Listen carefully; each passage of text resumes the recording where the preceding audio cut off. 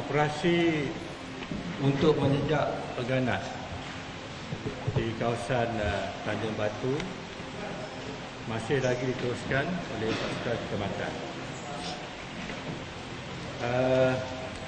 Di luar kawasan operasi ini, khususnya di laluan-laluan tertentu, pihak polis telah meningkatkan kawalan melalui dengan mengadakan beberapa sekatan jalan raya. Dan pada pagi tadi, jam kira-kira 10.45 pagi, di sekatan jalan raya Tanjung Labian, kawasan kecamatan telah menahan seorang lelaki umur lebih kurang 30-an, dan dia menaiki motosikal membawa satu bungkusan. Apabila kita memeriksa lelaki ini, didapati di dalam bungkusan ini ialah 2 barang jenis samurai dan 3 bilah parang. Dan dia telah dibawa balik ke Balai Polis Cendrawasih dengan serta-merta.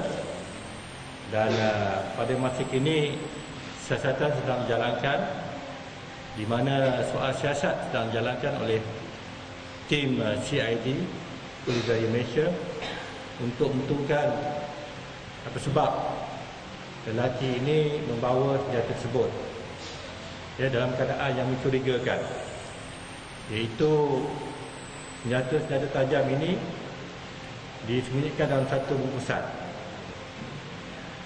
Kita sedia maklum, senjata-senjata sebegini boleh dianggapkan sebagai senjata bahaya adalah salah dari segi undang-undang.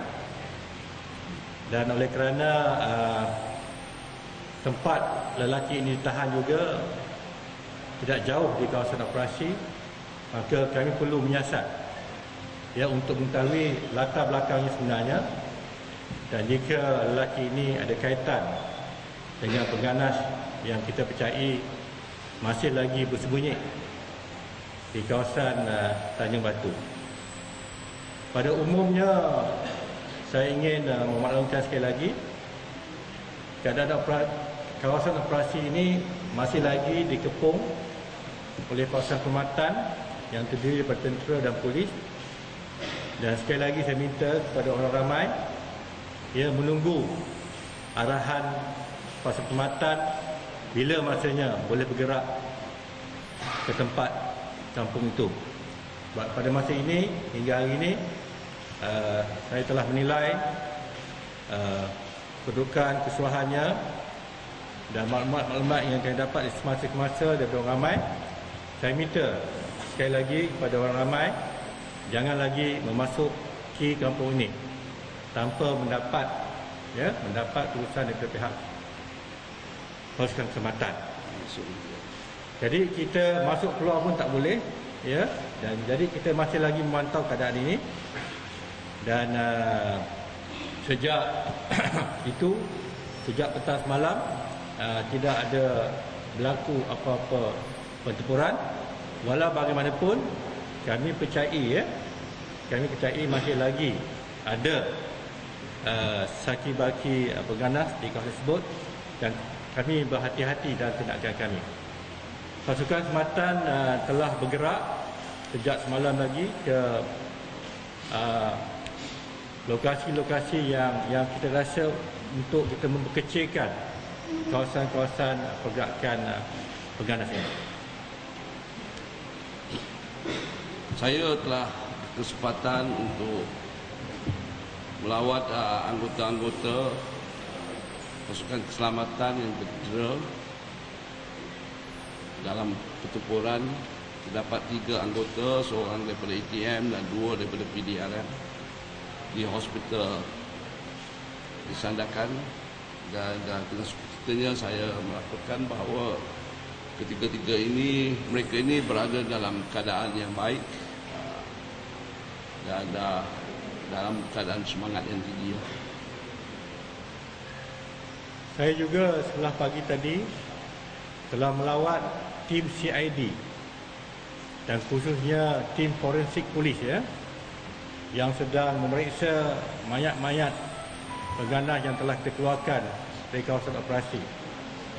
Kita sedang membuat profil ke atas mayat-mayat ini, walaupun kita tahu ada keadaan mayat ni dah banyak hari buat dari kawasan operasi. Kita sedang membuat pemeriksaan melalui cap jari dan juga DNA. Dan seterusnya kita telah menyerahkan mayat-mayat tadi kepada pihak hospital, dan sememangnya saya difahamkan pihak hospital bekerja dengan kuat setiap hari untuk menentukan yang jumlah mayat yang telah dikeluarkan hingga kini, iaitu 20 lebih yang saya maklumkan semalam, sedang giat dilaksanakan postmortem kerana ini mengikut prosedur perundangan negara kita, dan kita akan mempercepatkan proses ini untuk mengetahui identiti sebenar mayat-mayat yang telah terjumpai di kawasan operasi itu. Kerana dokumen-dokumen yang terdapat itu banyak yang telah musnah, dan ada juga yang dokumen itu bukannya dokumen yang berbentuk dokumen rasmi negara kita, jadi dia makan masa sikit untuk kita menyemak dengan pihak-pihak tertentu.